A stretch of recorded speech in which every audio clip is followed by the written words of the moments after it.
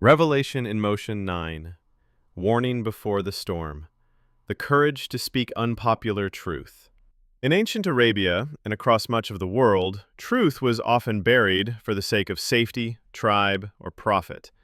People did not speak out against falsehood if it served the strong. Prophets of the past were remembered as distant legends. No one expected change to begin with a single man calling out the powerful, the arrogant, or the corrupt.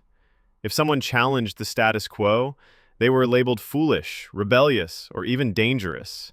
There was no blueprint for how a society could face truth, especially when it hurt. Then came a verse that dared to say the unsayable. Indeed, those who disbelieve, it is the same whether you warn them or do not warn them. They will not believe. This is not a verse of despair. It's a verse of moral realism, a recognition that truth will not always be welcomed and that the messenger, sallallahu alaihi wasallam, must carry on regardless of the outcome. It taught the early Muslims that their mission wasn't to chase popularity or validation, it was to deliver the message with clarity, even if hearts were closed, even if rejection was guaranteed. This verse gave birth to a new kind of courage, the courage to stand alone, to keep warning, to keep hoping, even when the world seemed deaf.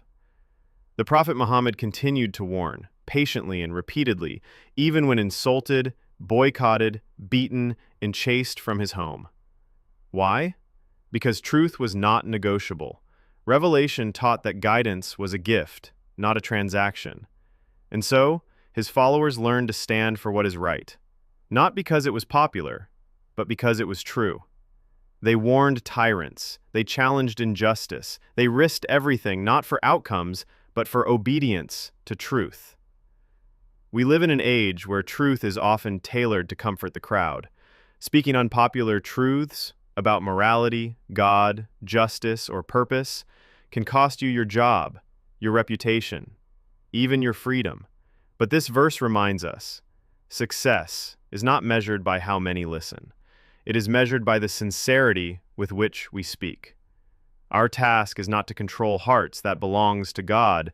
Our task is to warn with love, to stand with clarity, and to hold on to truth even when it echoes in silence.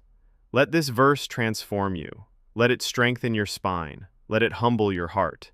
Let it remind you that you are part of a legacy, not of people who always saw results, but of people who always stood firm. Because truth, even when rejected, still echoes through time.